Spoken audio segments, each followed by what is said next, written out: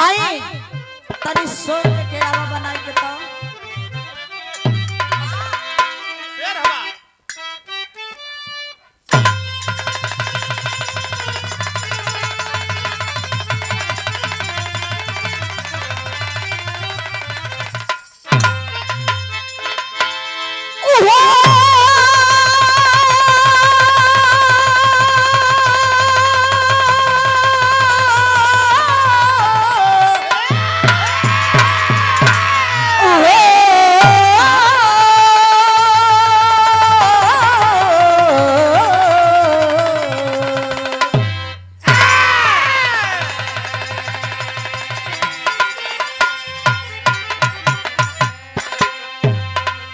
देखी कहल जाला बात पे ना होला, बात पे बात ना होला तो बात रोवेला। दिन में खींच काच होला तो रात रोवेला। तो हमार मन करत है इन्होंने से तना भइल हो, इन्हें से भइल हमार मन करत है कि तनी से छुआ के बस हटा ले। छुआ दे, छुआ दे। हम जब छुआईला तो बड़ा तेज भभाला।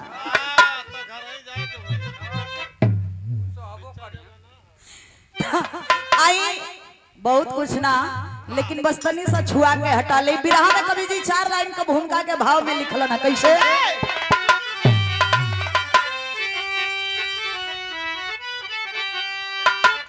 तो भक्तों की भक्ति अनोखी है जग में, भक्तों के उर में विचरते हरि, बाहें पकड़ कर हरा है बताते, तो भक्तों का हर काम करते हरि, बुलाए जो दिल से तो आते हैं दौड़े, अरे तो भक्तों का दुख दर्द हरते हरि, तो भक्तों की आहों से हो जाते आघती, जला देते जग को जब जलते हरि।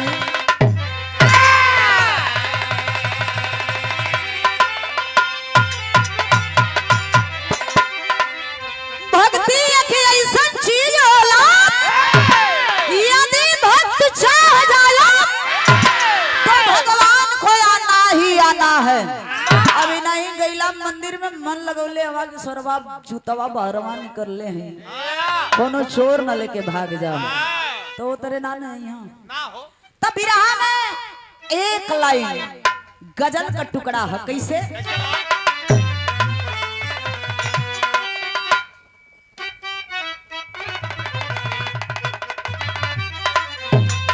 यह गजल का नमूना पिया जिसको कौन पिया, वैसे ही जब से मोबाइल चल गई बा, मोबाइल पहले वो बटनिया वाली चलत रहल तब तक तो ठीक ठाक रहल है, आ जब ले अंगुरियावे वाला चल गई बा, जब से अंगुरियावत हो लोग तब से एकदम बवाल हो चुकल है। बवाल ऐसे हो गई लोग बड़का बड़का मोबाइल लेके जौन घरवा में मेहरुआ रहत रही है वो एकदम खुला हो गई बड़ी जा औरी लोग रील हेन तेन इंस्टाग्राम यूट्यूब का से चला डार तड़ी लोग हई लोगन को तो बातें छोड़ी ता इंस्टाग्राम फेसबुक देखो था एगो हमारे नाम का हो जैसे भी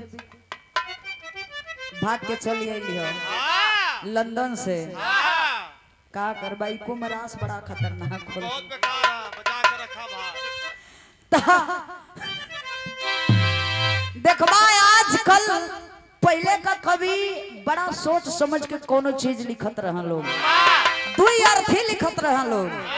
आजकल यही नहीं समझ ले कि फेसबुक इंस्टाग्राम से कोनो रॉन्ग नंबर से प्यार हो जाता था, कहीं फेसबुक से प्यार हो जाता, कहीं इंस्टाग्राम से प्यार हो जाता। अच्छा तो जब इंस्टाग्राम और फेसबुक वाला जब प्यार होता ना सुबेरवा का खाली कोई के लिख के खाली भेज देता हूँ, बहुत सुंदर लग रही हो, यहीं से काम खतरा चालू भइलो। ए दिन लिख के भेज देता हूँ बड़ा नीमन लगा तड़ू, काश एक बार मिल जीतू। धन हो जाए इतना हो। अरे भाई हम ना कहते जो लिखत हो ओकर बात हम करता नहीं का हमारी जान के तो हम परल बाड़ा जा। अच्छा तो यदि मैसेज हो जाता सवेरे ले मैसेज होता तो साझे ले पक्का 101% की आई लव यू लिख के भेजा जाए। इतना बिजोड़ प्यार होता, बाप रे बाप पूछा मत। हाँ ये तो सच्चाई हो कि ढेर दिन ले चलत नहीं खे, धोखा होता बस खाली उतने तक बा, एकरे बाद में काम लिए दिए साफ बा। लेकिन हाई पहले का कभी लोग लिखत रहा दुई अर्थी भावना कैसे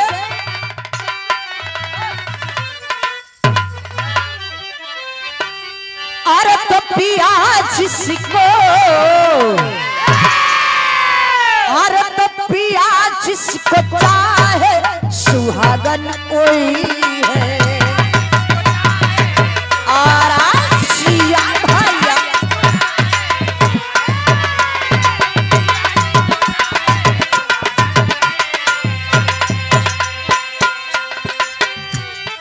पिया जिसको चाहे सुहागन वही है।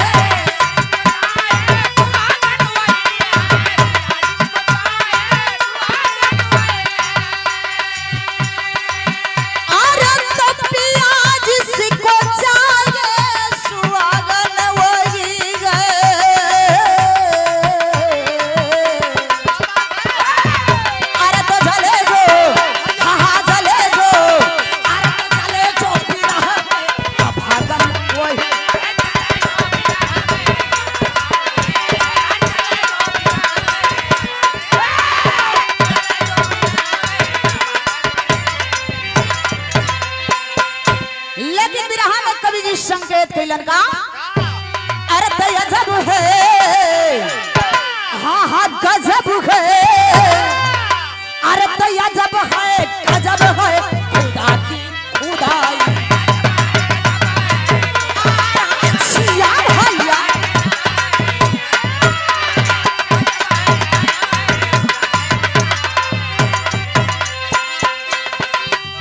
अरे तो गजब है गजब है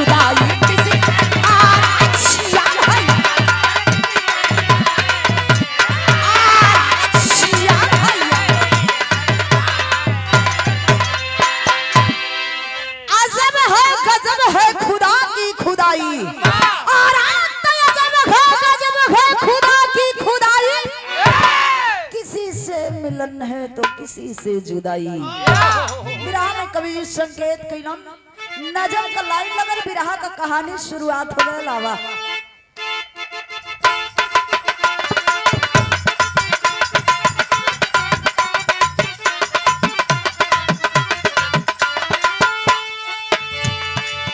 मुनि भुजंग जब हिमालय ऊपर आए हैं, मुनि भुजंग जब हिमालय ऊपर आए हैं, फतहवर में जाके घोर तप रमाए हैं।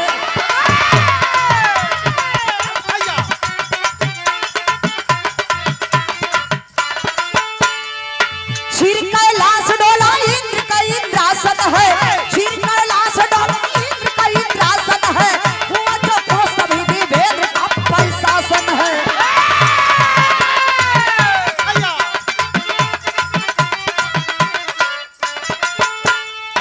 बना के योजना तब उर्वशी वहां आई है, रूप की माधुरी अपनी छटा बिखराई है। तब के आगे उसकी उल्टी सारी चाल हुई, तब के आगे उसकी उल्टी सारी चाल हुई, बढ़ गई जान पर तब उर्वशी क्या हाल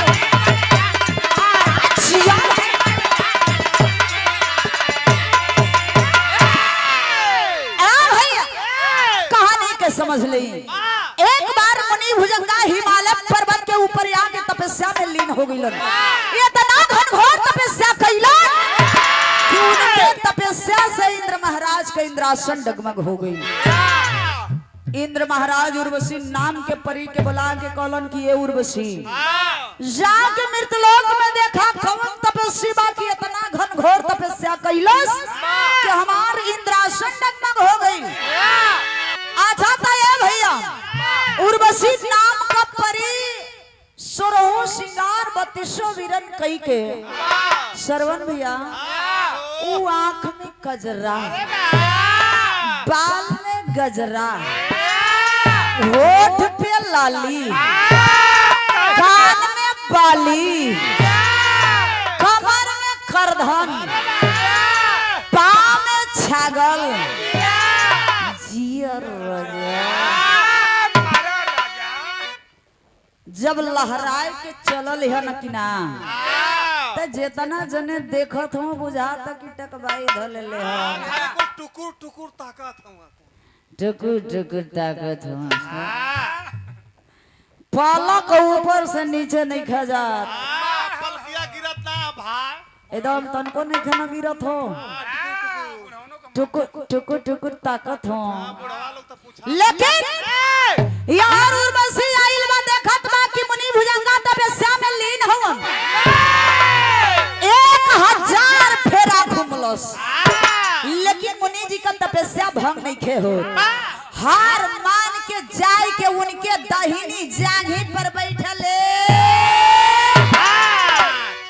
जाय के उनके दाहिनी जांघी पर बैठल हाथ चदे तबले लगले मुनि भुजंगा ताक कलन आए है ओए क्या माल है। अरे भुजंगा का हमने के काम जो नहीं पतरी में खाला वही पतरी में छेद करे लगे। हां आज हम ना कहले आज कवि जी कहलो उनके को भुजंगा की बात है भाई आज बात तो ना मुनि भुजंगा देखत हो पलकिया ऊपरा से नीचवा नहीं खे हो कथो ओए होए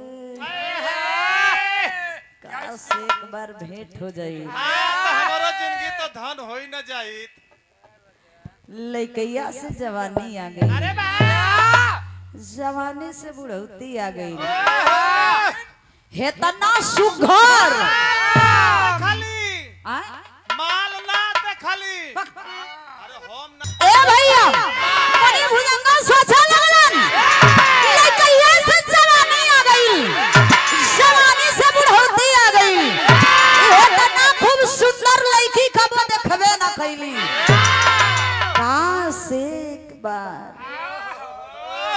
काश एक बार हमारा से करा भेंट हो जाई चापा कल में कूद के हम जान तो दे देती देवरिया से हाँ। अब हम हो बुढ़ौती में ये करब अरे हम ना मनो मुनि जी कहता ना बुढ़ौती में हम ये करब तू क्यों से कम होगा मुनि जी कहलन का से कर एक बार हमार भेंट हो जाई तो हमार बुढ़ौती धन्य हो जाई। लेकिन कुछ देर के बाद याद आइल हम तो तपस्या करत रहली तपस्या में लीन रहली बिरहन एथे गीत लग गई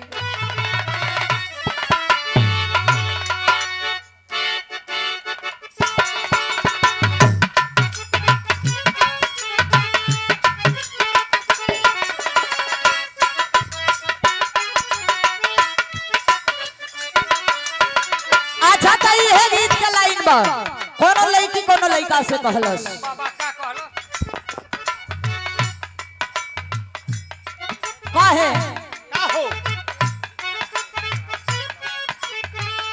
ओहो हो अरे यही तर चुप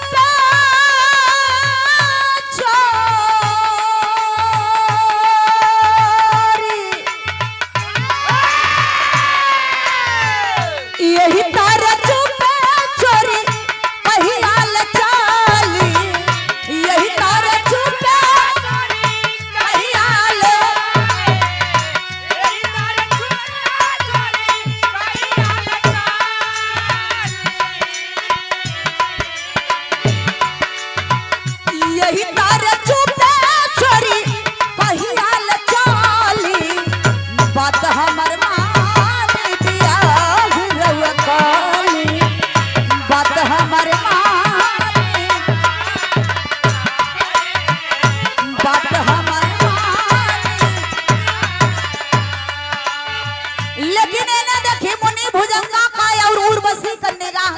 चार भइल बा।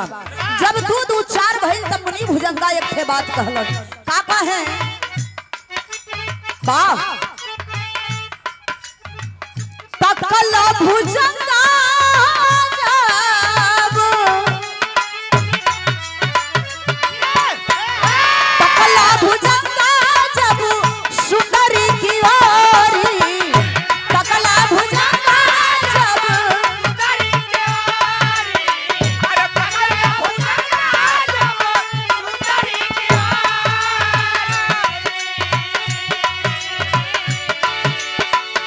तकला भुजंगा जब सुंदरी की ओरी दिहले शराब तू बन जइबू घोरी दिहले शराब तू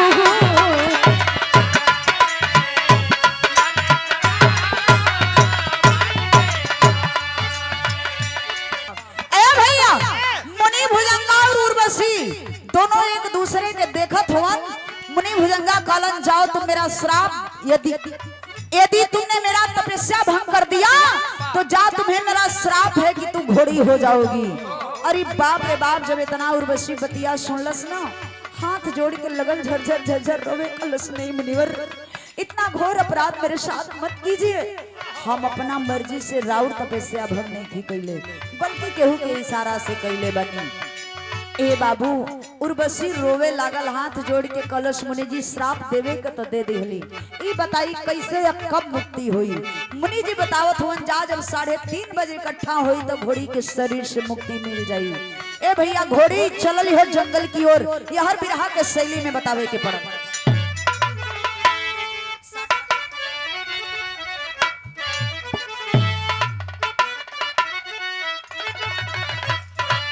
अरे विधनवा विधि के टार नाटरी अरे विधनवा विधि के टार विधनवा विधि के टार नाटरी अरे कहले गुप्त भेद सब नारद से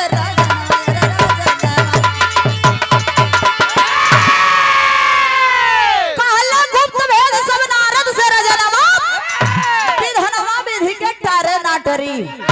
उर्वशी घोड़ी के रूप में चलल जंगल की ओर यह नारद मुनि का खपड़ोई सनक गई।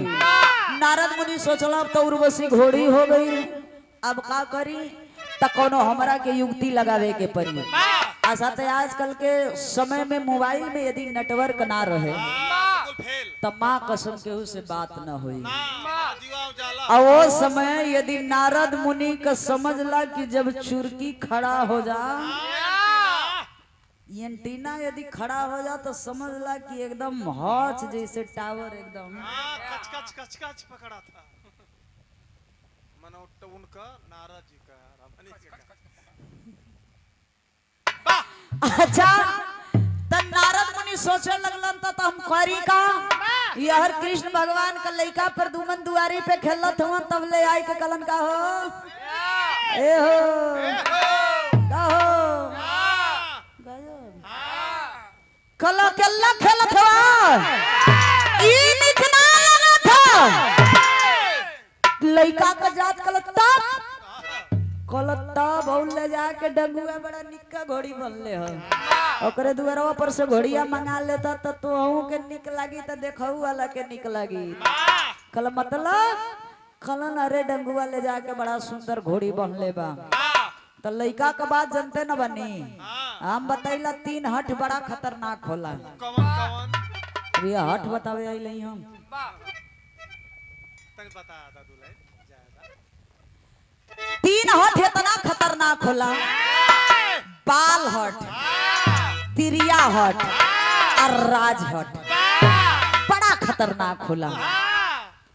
बताई का है काहे बतावा कहे को आपन लइका 100% में 95% मर्दे का बात बताओ तो। 99% कहलो कुल मर्द वैसे ना होला हां 1% लेकिन 95% मर्दे का ऐसा हालत होला अशोक भैया आपन लइका आ दूसरे को मेहरारू बड़ा निक लागेली। हां भले ओकरे को फ्यूज फेल होके त का करी आपन लइका कितनो सरवा काहे न करिया होख भले काहे न एक आंख फ्यूज होख काहे न ऐसे होख भरला के भल भल लेटा फेंका तोके तहे आपन लइका रही त मरद के हमार लइका ना हो आ दूसरे का मेहरारू अपने मेहरारू में कितना फर्क होला अपन मेहरारू कितनो गोर होख कितने कितनो सुघर लगत होख दिनों रात लिपस्टिक पोत के रहत होख तो ओकर बहुत माने मतलब ना निकलेला दूसरे का मेहरारू हमरे नियन कितनो करिया होख तू करिया हो का पिसान पोट के बोले भंडारी बोले हां त कितनो करिया होख हमरे नियर कितनो दुबर होख त मरद देखी त यदि मेहरारू घूघट में हां कैसे जानत हुआ कैसे हो ए खाली खाली हेतने से कढ़ले रही घुघुटावा ना खाली नकिया लौकत रही ओकर खाली हेतने से रही नीचा मरद देखी कही आए हाय क्या सामान जा रही है यार अरे क्या इसकी उठलाली है हां काश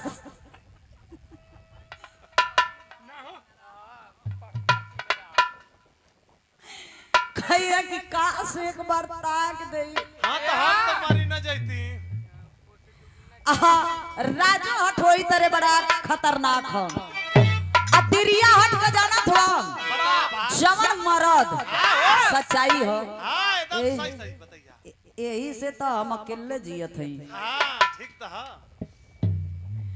जवन मरद हां मेहरारू के मोटकी नस धरा के राखी तबले जान लो मर्दे का ठीक बा अब मेहरारू जब महीन की नस धइलस कि ना तो कहे कि आइट प्रमोद वो भौजी धो ले बड़ी हां तो पर मोदे भैया बुझतो बाना भाई बड़ा ढेदी पर मिलल हुआ संगी जब बैठे तो चोय चोय बोले नहीं मेहरारू जब महीन की नस धइ पावे लेकिन ना तई समझ ला हां जैसे कि धोबी भाई हां से मने कपड़ा धो के हां आहे हे ही मने धो के ए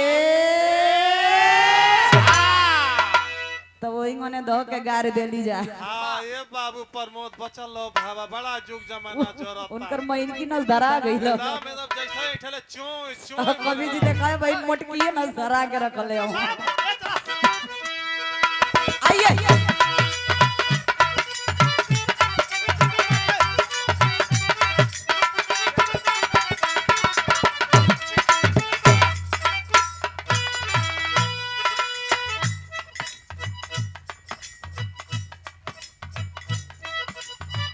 हमारे मास्टर साहब गीत का संकेत करथुन कोनो नई नई दुल्हन अभी गौना नहीं खे गई खाली बियाह भइल बा दुल्हा बड़ा परेशान बा दुल्हन एक ठे बात कहलस का कहे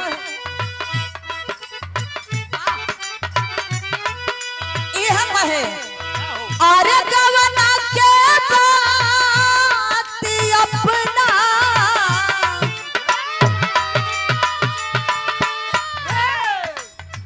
गवना के बात अपना गवना के बात अपना दिल से भूला जा रजऊ बाहर से बाहर आजा भेंट हो जाई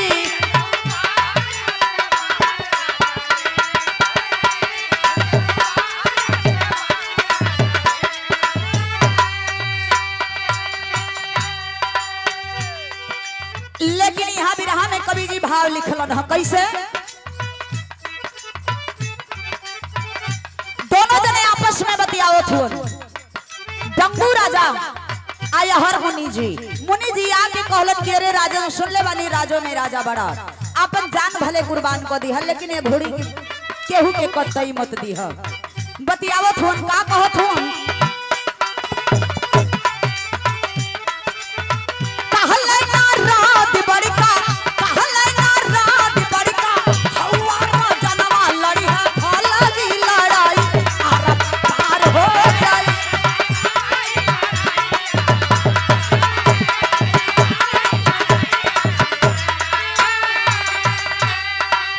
काला है राजन अपनी जान को भला कुर्बान कर देना पर इस घोड़ी को कतई किसी को देना मत खलन के ये मुनिवर यदि लड़ाई करे के पड़ी तब लड़ाई करे के उपाय बतावत है। वो समय का बात याद करा। बनसी वो साथे तोहरी भागती रसुलिया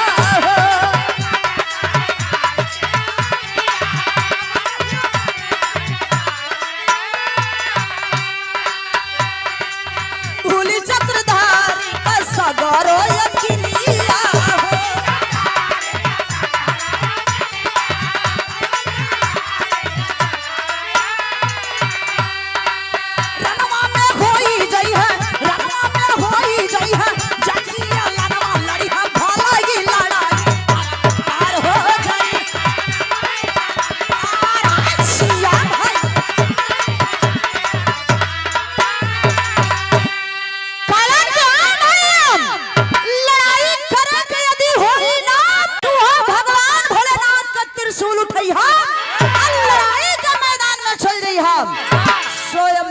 भगवान भी यहन तहार के तोहरा से चल जइहन।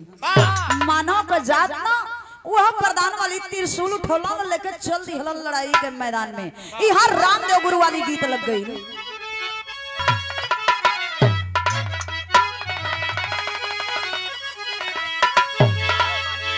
हाय देखिए ये गीत के लोग बतावे जब रामदेव गुरु अपनी जवानी के आलम में गावे तो जितना लोग सुतलो रहो चौक के उठ के बैठ जा। आवा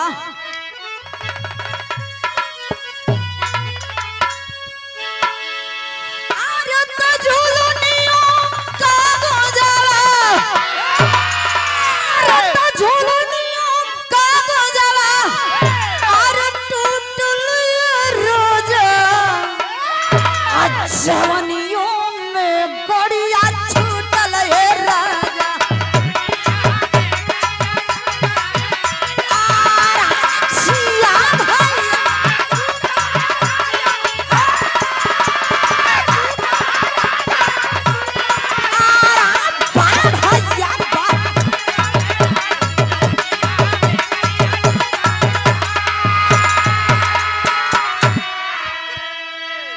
लेकिन अब का गवैया लोग गावत हो कि अरे भाई लोग कोलोई चूड़ी अरे भाई लोग कोलोई चूड़ी अरे फूटल रोजा अरे कमरियों से सड़िया छूटल है राजा।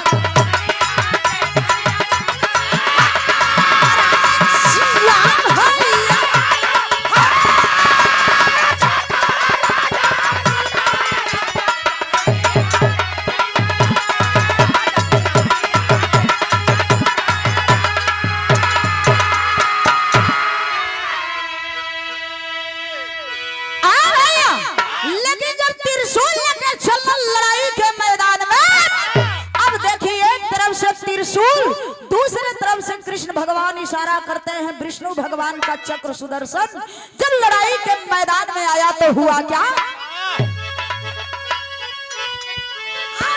चक्र त्रिशूल दोनों चक्र त्रिशूल दोनों टकराई दुनिया छिड़ल भीषण लड़ाई।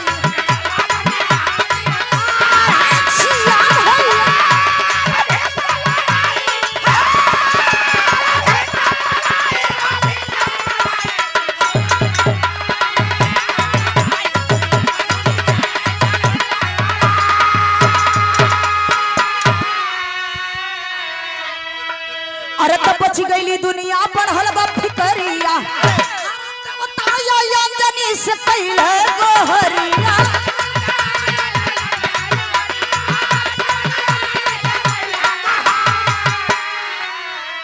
अरे तो हनुमत क्यों बोले अरे तो हनुमत के अपने बोलाई दी हमारी हिलल बा दुनिया छिड़ल भीषण।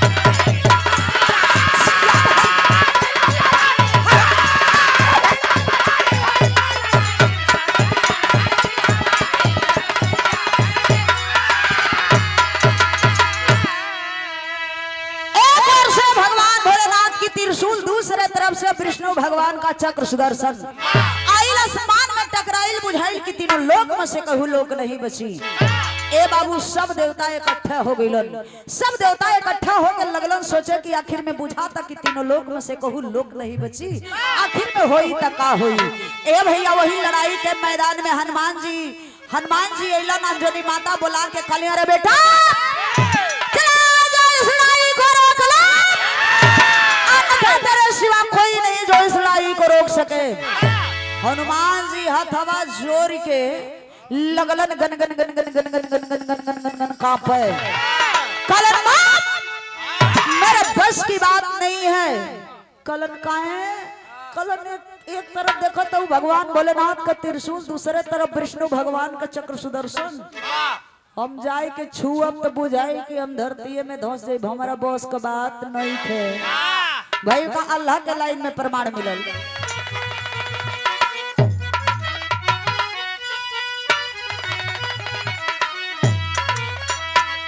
अरे लड़ल गगनवा में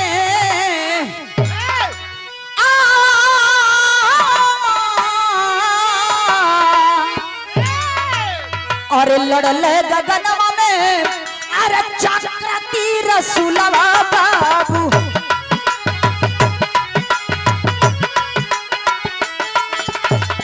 तीनों लोकवा में मचल चले वो तूफान।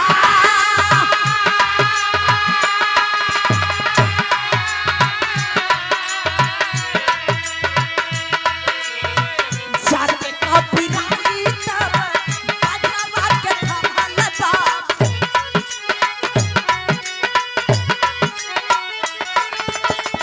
नीचवा सुतल रहल भीम बलिवा।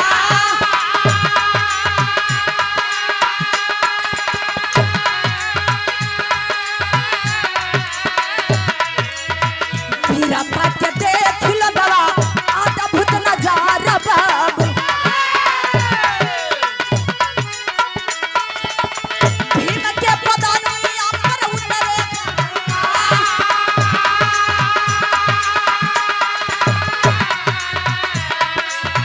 देवता गगनवा से फूल बरसाव बाबू। रुकल बा लड़ाई बच गईली जहां।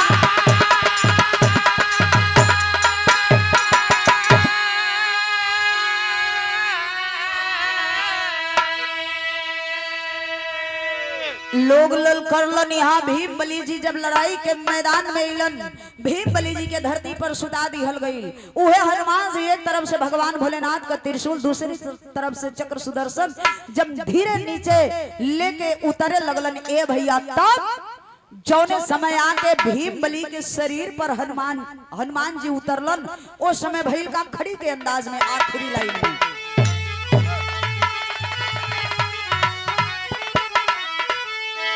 औरी बढ़ जा होखे तो वाह। देखा शरीर पे मत जा, हाँ शरीर पे मत जा। हम कहिला जेतना दी हला खूब हुमुक के दा, चेतना तक हो सके। एकदम लास्ट ला देखो हम जल्दी चढ़े का मन ना करेला हमार। हम जल्दी चढ़ीला ना,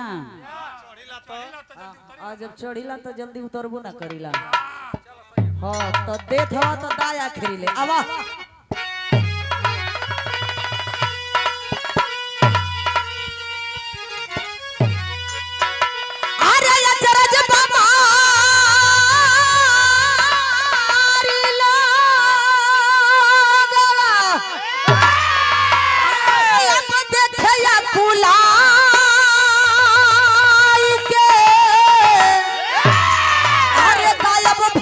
घोड़ी ए हो गायब भैली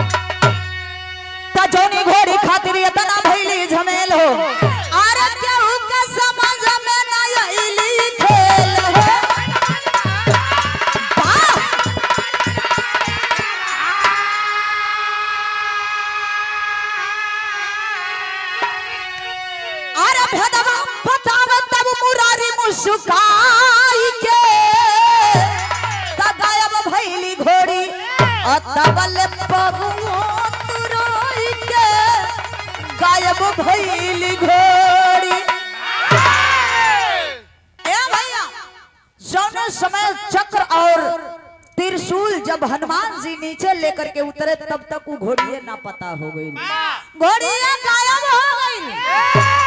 लोग सोचे लगलन जौने घोड़ी खरीदी इतना झमेल भइल, इतना लड़ाई भइल, आखिर वो घोड़ी ना पता हो गई। तब ले इतने बतिया सुन के कृष्णा भगवान तनिए से मुस्किया दिहलन। जब कृष्णा भगवान तनी से मुस्कियलन तो उनके हंसले का कारण सब लोग पूछे लगल कि भगवान काहे खातिर हंसला है। कृष्णा भगवान बता रहे हो को कोई घोड़ी नहीं बल्कि उर्वशी नाम की परी थी, मुनि भुजंगा का श्राप था, जब 3:30 बजे इकट्ठा होगा तो घोड़ी के शरीर से मुक्ति मिल जाएगी। कल साहब 3:30 बजे भइल का कृष्णा भगवान बतावत हुन। पहला वज्र भगवान भोलेनाथ की त्रिशूल पूरा वज्र है। कलन लोग दूसर का विष्णु भगवान का चक्र सुदर्शन पूरा वज्र है। कलन तीसर का हनुमान जी का शरीरिया पूरा वज्र बा। कलन महाराज तो खड़े खड़े चुतिया बना दिहला। कलन मतलब कलन की 4 गो चीज सोगाहे लागल बा, आधावा कहाँ गई? कलन की आधा वज्र कुंती का लाल जिसका नाम भीमबली है। भीमबली की आधा शरीर वज्र है। तो 3:30 बजे इकट्ठा हुआ, घोड़ी के शरीर से मुक्ति मिली। तो गुरु यहाँ गुरु घराने का पर्चे लिखल गए। गुरु बिहारी, गुरु गणेश, गुरु रामलाल गुड़कारी। अरे कहता बचन कभी चंदिका होती सदा गोदावारी।